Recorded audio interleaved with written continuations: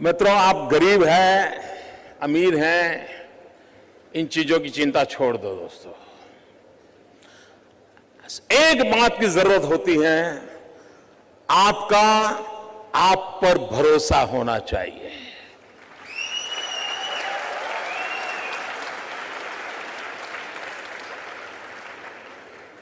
मित्रों, मेरे परिवार में 7 पीढ़ी में राजनीति का रवि मालूम नहीं है। मेरे परिवार में कोई राजनीति क्या होती कुछ पता नहीं मेरे परिवार में। और मेरा बैकग्राउंड भी बिल्कुल सामान्य गरीब परिवार का है।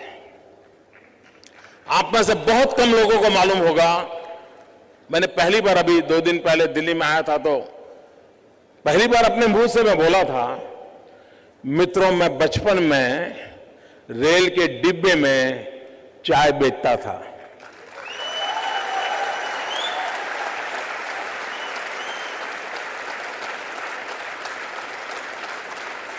और आज आपके सामने खड़ा हूं।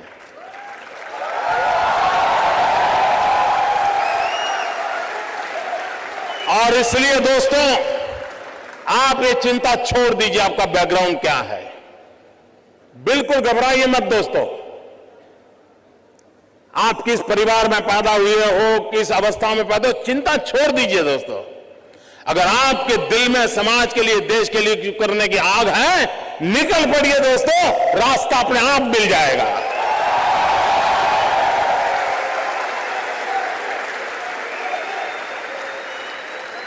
लेकिन मित्रों, लेना, पाना, बनना, ये ख्वाब लेके चलोगे तो ख्वाब ख्वाब ही रह जाएगा। लेकिन देने के मिजाज से निकलोगे तो दुनिया आपके चरण चूमने लग जाएगी। ये मैं आपको विश्वास देता हूं।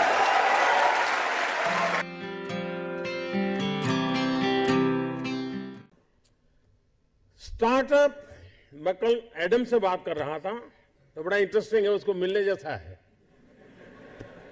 उसको हिंदुस्तान की स्पिरिचुअल दुनिया में बड़ा इंटरेस्ट है। लेकिन उसने मुझे एक बात अच्छी बताई। वो कह रहा है जो पैसे कमाने के इरादे से आता है वो कभी स्टार्टअप कर ही नहीं सकता है।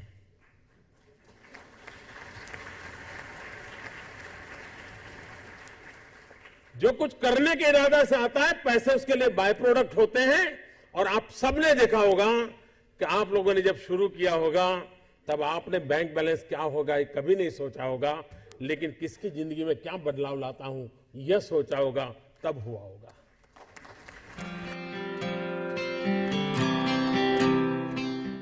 मित्रों, कभी कभी नौजवानों की जिंदगी में कठिनाई आती है। सुबह अगर किसी क्रिकेटर की अखबार में फोटो देख ली, उसकी बड़ी वाहवाही हुई देख ली, तो मन करता है यार क्रिकेटर बनना अच्छा होगा। दोपहर को किसी टीवी चैनल पर किसी फिल्मी कलाकार का नाम रोशन दिखता रहा तो मन करता नहीं यार ये अच्छा है। शाम को किसी डॉक्टर ने बहुत अच्छा काम किया है देख लिया तो मन करता है यार ये अच्छा है। यानी कई नौजवान मिलेंगे आपको, हफ्ते में 3 नई नई योजनाएं बताएंगे और आप भी परेशान हो गए। यार पिछले हफ्ते तो कह रहा था कि मुझे बिजनेसमैन बनना है और इस हफ्ते कह रहा है नहीं मुझे तो पॉलिटिशियन बनना है। मित्रों, ज्यादातर लोग ऐसे हैं जिनकी इच्छाएं रोज जन्म लेती हैं और ज्यादातर इच्छाओं का बाल मृत्यु हो जाता है। मित्रों, ऐसी क्या इच्छा होती है जिसका बाल मृत्यु हो जाए? कुछ लोगों की तो इच्छा ऐसी होती है जिसका गर्भधारण ही नहीं होता।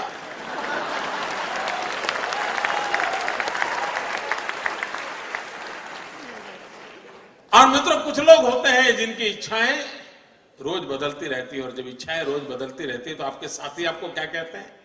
आपको यही कहेंगे यार छोड़ो, वो तो बड़ा तरंगी है, वो सुबह शाम नई नई चीजें सोचता रहता है, वो बेकार है यार, वो तो ऐसे ही उटपटांग बातें करता है। ऐसे कैसा ही होता है ना। मित्रों, मेरा कोई नौजवान साथी ऐसा नहीं होना चाहिए जिसकी इच्छाएं लोगों के लिए मजाक का कारण बने। कोई नौजवान ऐसा नहीं होना चाहिए जिसकी इच्छाएं तरंग बन जाए। और इसलिए मित्रों, आवश्यक है और कोशिश करनी चाहिए। इच्छा बुरी चीज नहीं है। लेकिन इच्छाओं को बदलते रहना बुरी चीज है। इच्छाएं स्थिर होनी चाहिए, और अगर इच्छा स्थिर है तो संकल्प बनती है, और संकल्प में जब परिश्रम जुड़ता है तो सिद्धि बन जाती है। और इसलिए इच्छा प्लस स्थिरता इज इक्वल टू संकल्प, संकल्प प्लस परिश्रम इज इक्वल टू सिद्धि। इस छोटे से अर्थ अलजेब्रा के समीकरण को लेकर के हम जिंदगी को बनाने की कोशिश करेंगे तो मैं मानता हूं मित्रों कि हम जीवन में कभी विफल नहीं हो सकते।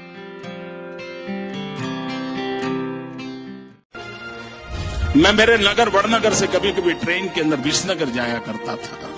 एक 12-15 साल का किशोर जिसको पोलियो हुआ था, कमर के नीचे का शरीर काम नहीं कर रहा था, वो मुश्किल से ट्रेन के अंदर चढ़ गया। उस गंदे कपड़े थे, भिक्षुक जैसा लगता था, लेकिन वो भीख नहीं मांगता था और हर किसी के पास जाकर के वो रिक्वेस्ट करता था मुझे बूट पॉलिश करने के लिए दीजिए। और उस समय 10-15 पैसे में बूट पॉलिश होती थी, और लोग कभी दया भाव के कारण, कभी करुणा के भाव के कारण उससे अपना जूतों की पॉलिश करवाते होंगे। लेकिन मैंने देखा, पॉलिश वाले करने वाले बहुत देखे थे, लेकिन इस बच्चे की तरफ मेरा ध्यान गया। मैं देख रहा था क्या कर रहा है। उसने क्या किया, अपने गंदे टूटे फूले झोले में से उस दिन का टाइम्स ऑफ इंडिया निकाला और उस पर लिखा था, ग्राहक के प्रति उसने लिखा था कि आज का दिन बहुत ही शुभ हो, आपकी यात्रा शुभ हो, आपके सारे काम सिद्ध हो। अंग्रेजी में उसने एक छोटा वाक्य लिखा था। और जैसे ही उसने जूते दिए पॉलिश करने के लिए, तो इसने उनके हाथ में टाइम्स ऑफ इंडिया पकड़ा दिया। उस ग्राहक को भी लगा कि 10 पैसे में पॉलिश हो रही है और 1 रुपये का अखबार पढ़ने को मिल जाता है। इस घटना को मैं देख रहा था तो मैंने उस बालक को पूछा, मैंने कहा भाई तुम हो कौन? बोले मैं कर्नाटक का हूं,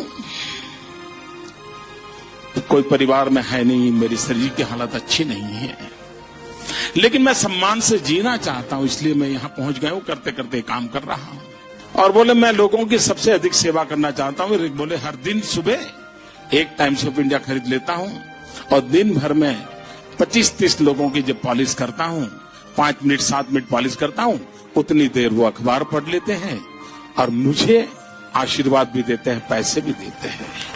मैंने इस दृश्य को देखा तब मुझे गीता पूरी तरह समझ आ गई। मुझे लगा इसको कहते हैं योग कर्मसु कौशलम। पॉलिश करने वाले काम को उसने योग बना करके जिस प्रकार से उसमें प्रोफेशनलिज्म ला करके काम किया था, और यही तो योग कर्मसु कौशलम है, जो जिंदगी को जोड़ देता है, कार्य में जीवन को जोक देता है। वो यौगिक अवस्था को प्राप्त करके जीवन में एक अद्भुत अनुभूति का एहसास करता है। संगठन का काम करना ये उनका जो मूलतम कार्य है वो है। कई प्रांतों में पार्टी का काम करते रहे हैं और जिन लोगों के साथ काम करते रहे हैं उनको भी लगता है कि वो टफ टास्क मास्टर हैं, डिसिप्लिनरियन हैं, नए नए आइडियाज उनको सूझते हैं। अगर वो चुनाव लड़वा रहे हैं पार्टी को किसी प्रांत में तो उसमें भी वो क्रिएटिव हैं। संगठन को और मजबूत कैसे बनाना, पार्टी का नेटवर्क और कैसे, या उसका बेस कैसे और भी ब्रॉड बनाना, वो उसमें अच्छी तरह से उनकी शक्ति का वो उपयोग करते हैं। ऑर्गेनाइजेशन तो बहुत अच्छा करते ही हैं, इसलिए तो यहाँ भी काफी ऑर्गेनाइजेशनल ड्यूटीज उनको दी जाती है। So that there is no question that he is a very good organiser. राजनीतिक के रूप में मैं ये मान सकता हूँ कि उनकी और हमारी विचारधारा में चाहे जितनी भी भिन्नता हो, पर वो अपनी विचारधारा के प्रति प्रतिबद्ध राजनीतिक हैं। और उनके बारे में जो आम धारणा है वो ये है कि संगठन के में उनकी बड़ी अच्छी पकड़ है।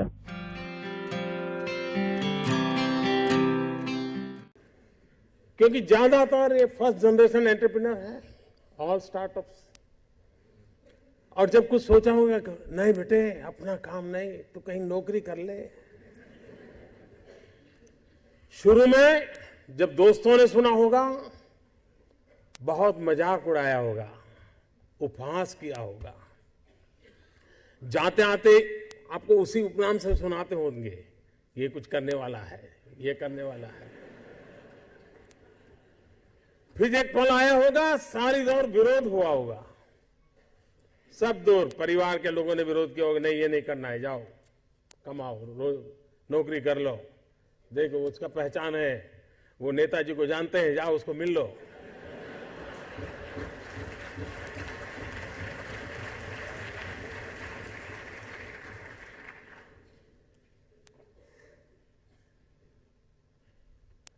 उस विरोध के बावजूद भी जो टिके होंगे, आज सब लोग कहते होंगे कि यार इसने तो कमाल कर दी, कुछ ऐसा मुझे भी करना है।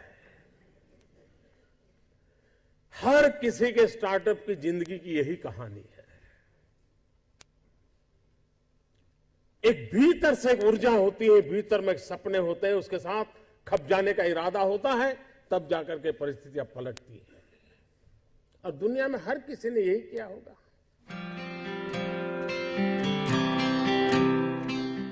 आपके जीवन में आप उस अवस्था में है, उस अवस्था में इतना पसीना बहाना चाहिए, इतना पसीना बहाना चाहिए, साथियों को लगना चाहिए कि यार ये एक बड़ा अवसर ऐसा है, खुद मेहनत करता है तो और औरों को कभी कहना नहीं पड़ता है, तो सब लोग दौड़ते हैं।